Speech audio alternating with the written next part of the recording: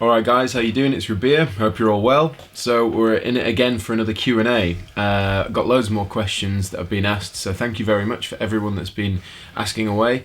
And I'm just going to scroll through a few and answer them. So here we go. So the first question is a rather deep question, but it's a great one. And this is from Graham Thomas Creighton.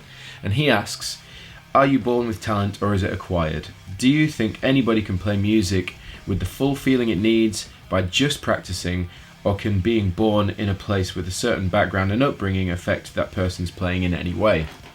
Well, that's a massive question. So I'll try and answer it as in detail but short as possible. My personal opinion on that is that nobody is born with a talent.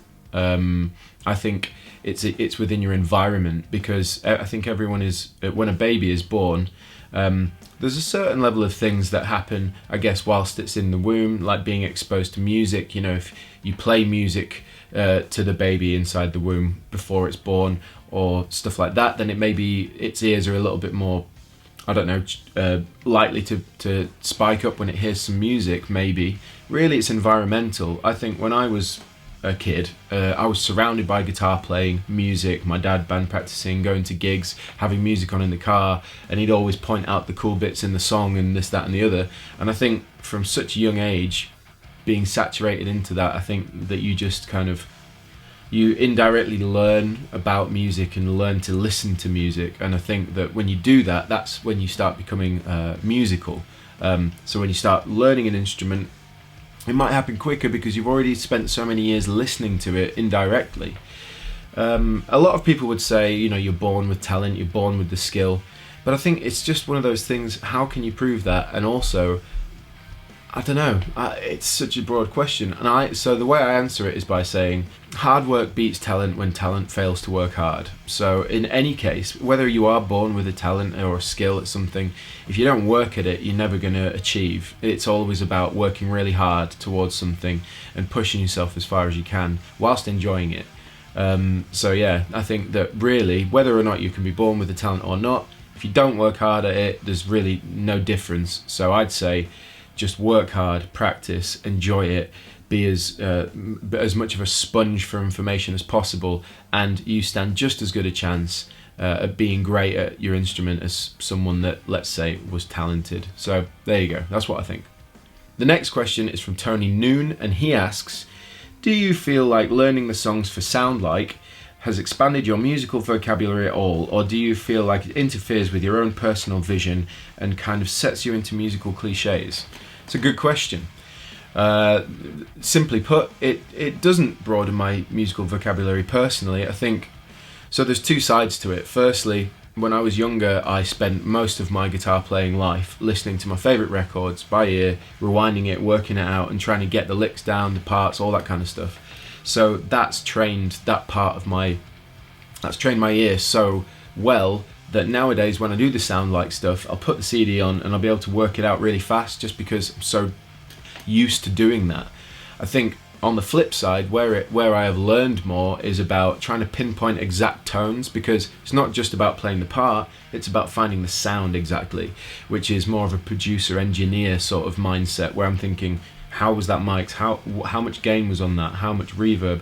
And then actually having to find the gear, set it up, and then try and, you know, get it to sound like the artist. So that's a battle in itself. So yeah, on one side, maybe learning the parts isn't a problem, unless it's someone like, you know, John Petrucci or like Eric Johnson or someone ridiculous that it would be really hard to play.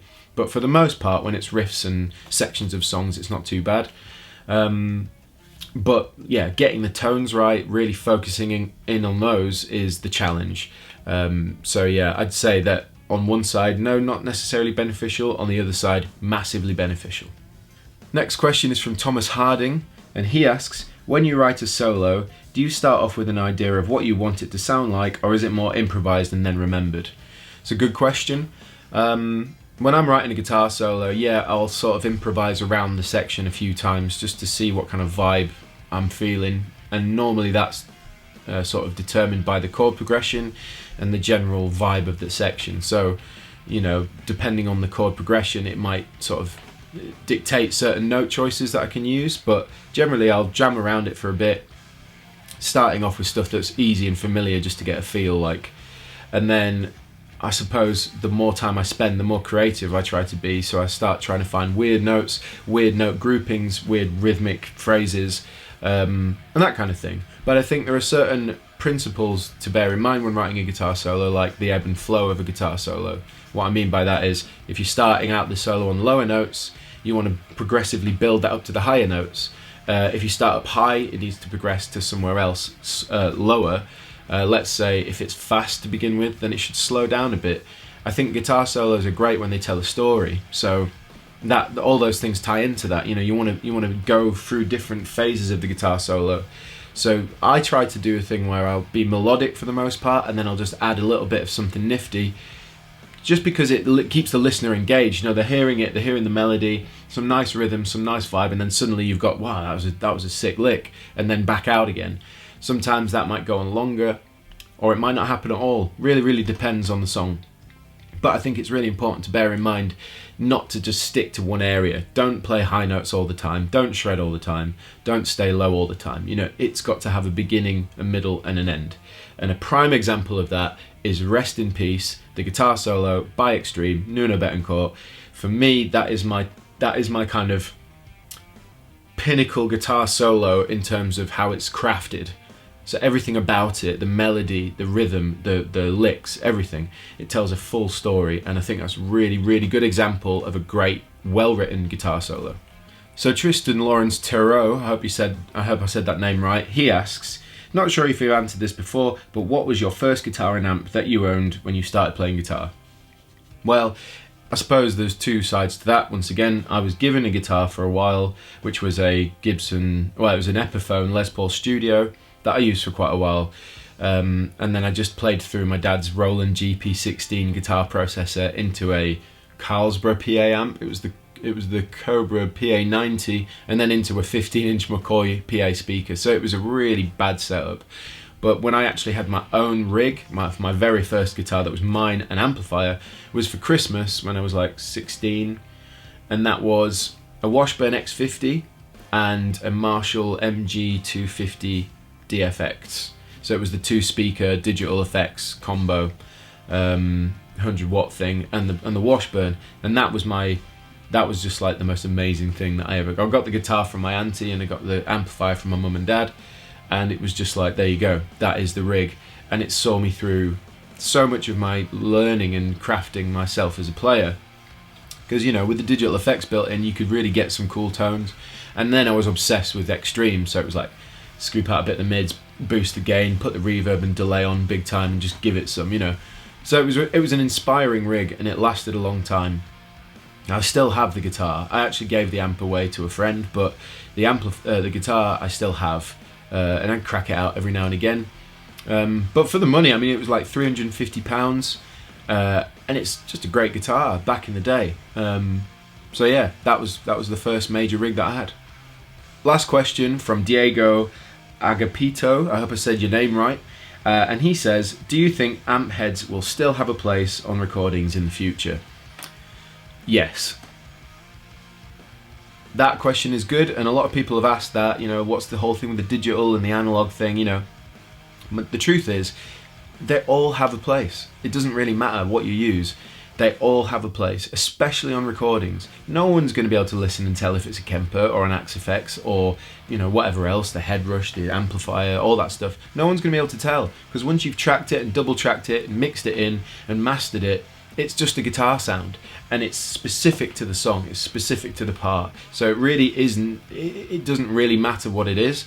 But I think amplifiers, valve amplifiers, have a certain vibe when they're cranked up in a room, shifting air through the speakers, that, you know, if you're playing more, I suppose, when you're playing cleaner guitars, stuff that's a little bit more rich in terms of its vibe and texture, like when you crank a clean amplifier and you get that really high headroom, sort of very responsive clean tone that you'd hear on things, you know, like John Mayer's music, for example.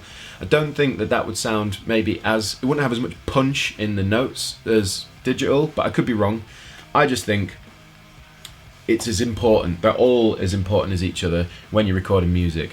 I use valve amps on recording for the most part, but there are times where I want a beautiful clean tone from an amp that I just couldn't get hold of, so I'll get the Kemper, chuck a matchless profile on it or something and use that because it sounds great. And that's the truth. As long as it sounds good, it doesn't really matter what you use, especially if you're in a studio. If you're at home, yeah, use Kempers, use Maxfx, whatever. But if you're in a studio, get the most out of the place that you're in. So you want to crank up a valve amp, you want to turn it up as loud as you can and mic it up and just get that vibe and get that feeling from the amplifier. There's no real point in having this beautiful studio space sat in the control room with a Kemper just dialing in the right sound, and then, you know, use the space to your advantage, because not only is it a great space, but it has a vibe, it has an ambience in the room that you will capture if you mic something up and record it properly. So yes, amplifiers will always have a place in the studio on recordings, and I don't think that it really matters what you use as long as it sounds good. So there you go, there's a few more questions answered. As I said, I'm trying to do this regularly when I've got the chance, when I'm at home, so keep the questions rolling in, put them in the comment section below. Please like, subscribe and share, and I will see you all very soon.